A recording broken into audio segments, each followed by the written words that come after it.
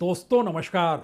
वह कौन सा दांव होगा जिस दांव को चलने के बाद गृहमंत्री अमित शाह बरी हो जाएं, प्रधानमंत्री मोदी के सामने कोई संकट नजर ना आए और आने वाले वक्त में हर चुनाव में उन्हें जीत हासिल होती चली जाए। तो क्या सरकार फंस चुकी है या गृहमंत्री के सामने मुश्किल हालात हैं या फिर उत्तर प्रदेश का चुनाव भी कहीं उलझा तो नहीं रहा है? और इस दौर में जो भी धारा विचारधारा पार्टी और संघ ने बनाई थी, इस देश में जेनजी ने सब कुछ ध्वस्त तो नहीं कर दिया है? और इन सब के बीच राहुल गांधी खुले तौर पर अब चेतावनी देने लग गए हैं, हम आपको बख्शेंगे नहीं। याद रखिए, जो हुआ है उसका जवाब आपको देना पड़ेगा और आप दूसरों को माफ मत कीजिए, आप खुद माफी मांगिए। ये सवाल इससे पहले कहां उठते थे?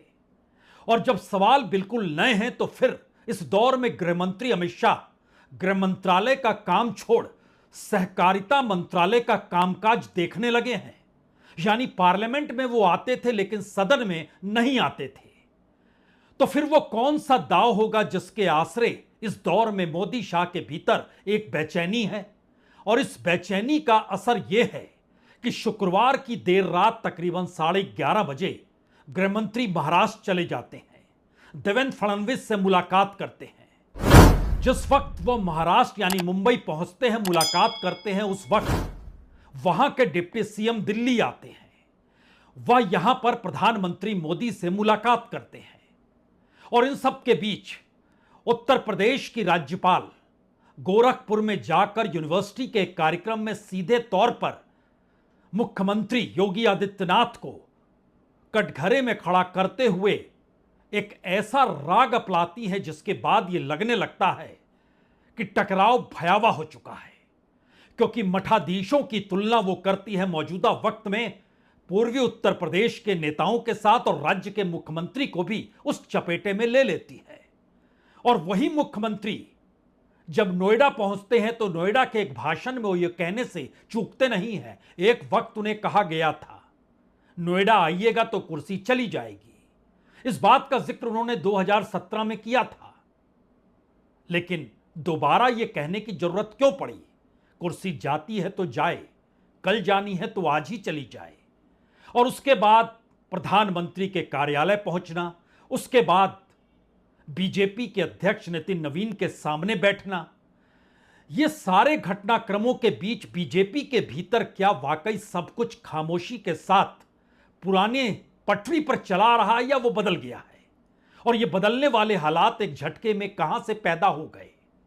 दरअसल जो भी राजनीति इससे पहले प्रचार के तौर पर या फिर अपनी ताकत के आधार पर प्रधानमंत्री मोदी और गृहमंत्री अमित शाह पूरी बीजेपी को दिखलाते चले आए, कैबिनेट मिनिस्टर्स को बतलाते चले आए और एक इशारे पर राज्यों के मुख्यमंत्री बदलने लगे या फिर बनाने लगे, राज्यपालों की नियुक्ति होने लगी या हटाने लगे।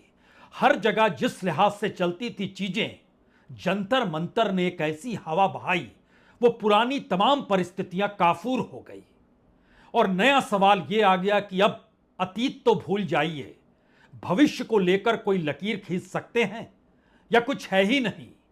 12 बरस तक जो कुछ होता रहा, जिस तरीके से होता रहा, जिसने जो कुछ अपना सब कुछ दांव पे लगाया और जिसका स्टेक पर है, वह तो संभल नहीं पाया। अब संभलना सरकार को है और जब सरकार को संभलना है तो क्या कुछ हो सकता है? हमें लगता है आज शुरुआत कुछ तस्वीरों से करनी चाहिए। प्रधानमंत्री मोदी की तस्वीर, उनकी मुलाकात योगी आदित्यनाथ यानी उत्तर प्रदेश के मुख्यमंत्री के साथ, उनकी मुलाकात महाराष्ट्र के डिप्टी सीएम एकनाथ शिंदे के साथ, उनकी मुलाकात टीएमसी से निकलकर एनसीपीआई में शामिल करा दिए गए 20 सांसदों की मुलाकात और उनके साथ वो तमाम नए सांसदों की तस्वीर।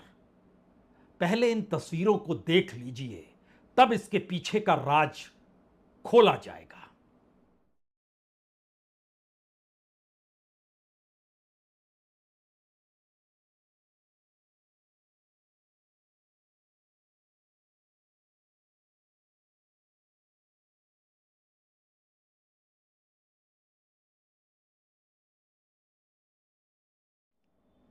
दरअसल इस दौर में हर तस्वीर पढ़ी जा रही है, उसकी बारीकियों को समझा जा रहा है।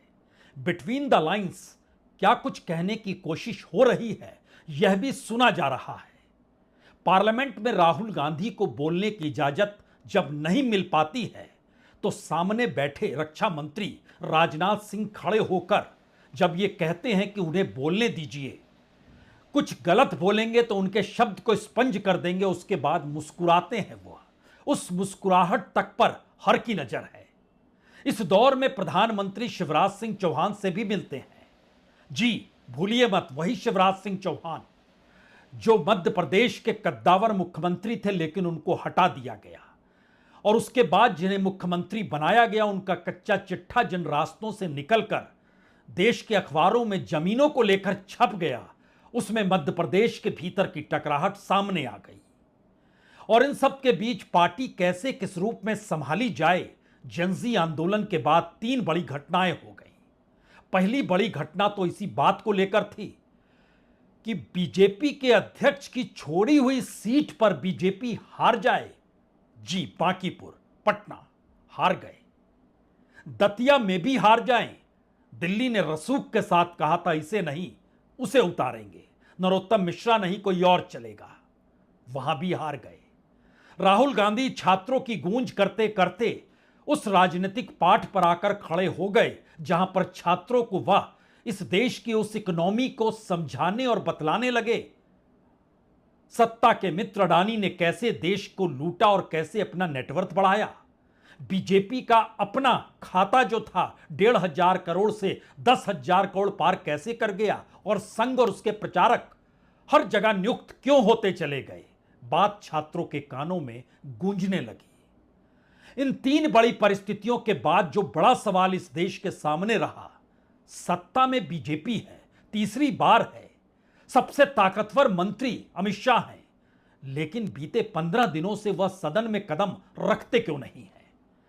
तो क्या प्रधानमंत्री ने इस दौर में जो दिल्ली लखनऊ के बीच की खटास थी उसको मिटा दिया, या फिर मैसेज बड़ा दे दिया और योगी से कह दिया कि दरअसल अब आप जाइए, हमारे गुणगान कीजिए, जगह जगह रैलियों में जिक्र कीजिए, बताइए हमारी कौन सी योजना है, चेहरा तो मेरा ही चलेगा, लेकिन अब आपको कोई भी किसी भी रूप में आपकी सत्ता में खलल नहीं डालेगा।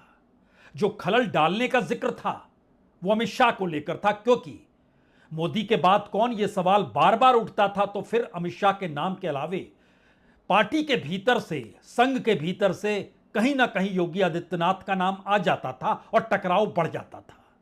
और इन सब के बीच महाराष्ट्र में देवेंद्र फडणवीस की सत्ता अपने तौर पर कैसे उन्होंने संघ के साथ मिलकर बनाई, दिल्ली के लिए वो खतरे की घंटी लगने लगी।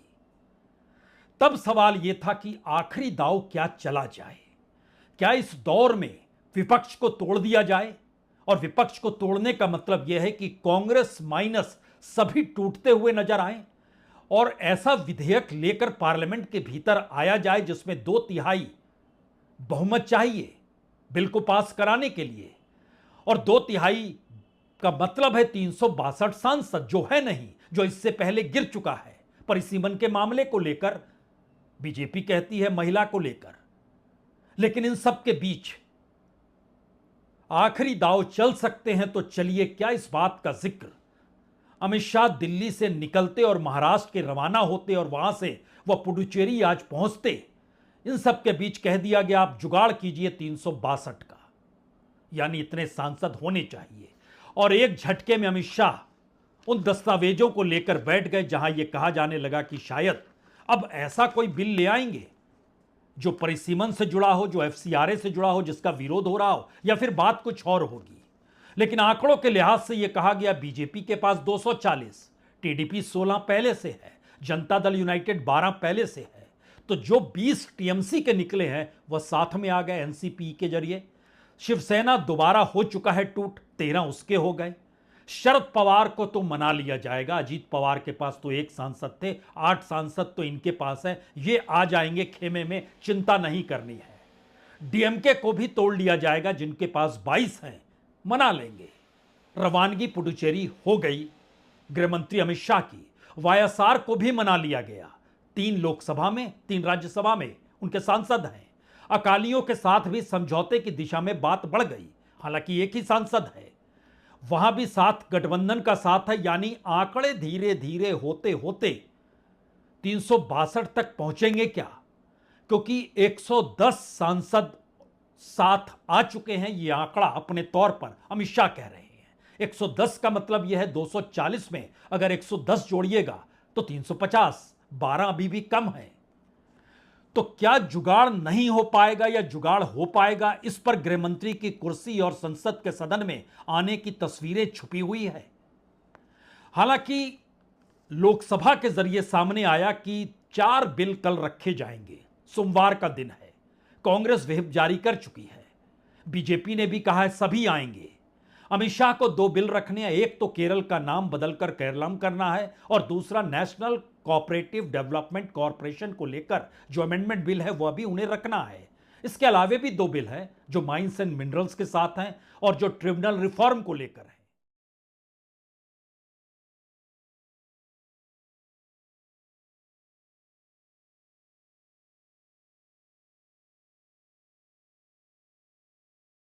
ये दोनों उनसे जुड़े मंत्री रखेंगे, लेकिन अमित शाह क्या इन्हीं बिलों को रखने आएंगे या फिर 362 का जुगाड़ हो जाएगा तो वह कुछ और रख देंगे? जब वो कुछ और रख देंगे तो यहां एक सवाल यह है कि क्या राहुल गांधी खामोश रहेंगे? बीते 12-15 दिनों से सदन में नहीं आए, संसद चल नहीं रही है, लेकिन इन सब के बीच इस देश में सबसे बड़ा मुद्दा छात्रों का हो गया है। तब अगला सवाल है, राहुल गांधी क्या करेंगे, क्या करने वाले हैं, वो उनकी प्लानिंग क्या है और पार्लियामेंट में क्या होगा? जब इन बातों का हम जिक्र कर रहे हैं तो पहले हमें लगता है अब एक दूसरी तस्वीर आपको हम दिखलाते हैं। पहली तस्वीर जो नजर आएगी वो रात 11:30 बजे शुक्रवार की रात, जब गृहमंत्री अमित शाह मुंबई पहुंचते हैं। देवेंद्र फडणवीस स्वागत कर रहे हैं, उसी दौर में एकनाथ शिंदे दिल्ली में है। दूसरा, वो मुंबई में संबोधित कर रहे हैं कोऑपरेटिव मूवमेंट को लेकर, जो बिल रखा जाने वाला है उसको लेकर अपनी सफलता बतला रहे हैं। और तीसरी तस्वीर आपको नजर आएगी पुडुचेरी की, हर घर तिरंगा, लेकिन अचानक उनके हाथ में कोई थमा देता है भगवा। वो कहते हैं अरे ये क्या कर दिया, झटको इसे। तीनों चीजों को एक लगातार में देखिए, तब बात आगे खुलेगी। ये खेल संकट वाला सरकार के लिए क्यों है और ये दौर में आखिरी दाव मोदी शाह अगर नहीं चलते हैं तो स्थितियां उनकी नाजुक हो जाएगी।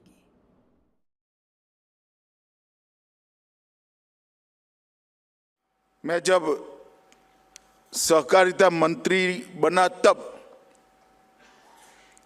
पहली बार नैपकप के अधिकारियों के साथ बैठा था, पदाधिकारियों के साथ बैठा था, तो सबसे बड़ा हर्डल और एक प्रकार से असंभव जैसा काम है अर्बन अम्ब्रेला ऑर्गेनाइजेशन, अर्बन बैंकों का, वो दिखाई पड़ता था। मगर आप सबके सहयोग से देखते देखते देखते हमने 300 करोड़ का पूंजी भी इकट्ठा कर लिया।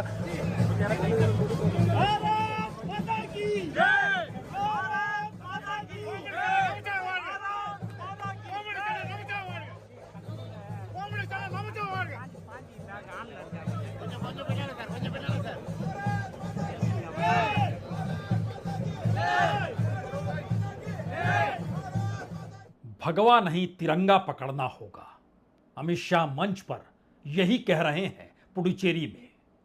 इस दौर में कौन सा मुद्दा कैसे उठाना है, कौन सा दाव कैसे चलना है, शायद खुद इस वक्त गृह मंत्री अमित शाह के सामने या कहें सहकारिता मंत्री अमित शाह के सामने शायद ये मुश्किल हालात हैं। क्योंकि दिल्ली के भीतर के घटनाक्रम में बीजेपी के भीतर की उथल पुथल, योगी आदित्यनाथ से मुलाकात, लेकिन इन सब के बीच अमित शाह के लिए यह मुश्किल हालात क्यों है?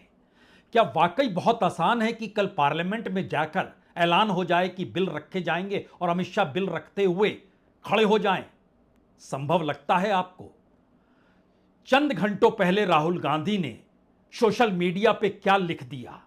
उन्होंने खुले तौर पर लिख दिया कि 13 दिन हो गए गृह मंत्री अमित शाह के मुंह से एक शब्द नहीं निकला। मोदी जी माफी मांगने की जगह आप क्षमा बांट रहे हैं। बात यही नहीं रुकी, उसके बाद राहुल गांधी ने लिखा, अमित शाह जी, यह मत समझिएगा कि हम जवाबदेही मांगना बंद कर देंगे। राजधानी की सड़कों पर लाठियां और पैलेट चले और आपसे एक शब्द भी नहीं कहा गया। आज नहीं तो कल इस जुर्म का जवाब आपको देना पड़ेगा। और उससे पहले उन्होंने प्रयागराज में जब कल एक बच्चे ने कहा था कि अब उसके पास कोई रास्ता नहीं बचा है, सालों की तैयारी की, इन सब के बीच जमीन बेचनी पड़ गई, मां बाप को कर्ज लेना पड़ गया और हाथ में अभी भी कुछ भी नहीं। राहुल गांधी ने लिखा, यह उस व्यवस्था की हार है जिसने उसकी मेहनत के दाम उसे नहीं दिए। यानी लड़ाई के बीच में इस दौर में जेंजी खड़ा है, युवा खड़ा है, परीक्षार्थी खड़ा है, पूरी शिक्षा व्यवस्था खड़ी है। इसीलिए हर मुद्दा कोई मायने नहीं रखता है। जब जाति और धर्म का मुद्दा हाशिए पर चला गया तो उसके बाद आप किस बिल को लेकर आएंगे और संसद में बिना क्षमा मांगे या फिर बिना बयान दिए आप बच जाएंगे? शायद यह एक असंभव सी परिस्थितियां हैं। हमें लगता है राहुल गांधी ने जो लिखा, पहले उसे देख लीजिए।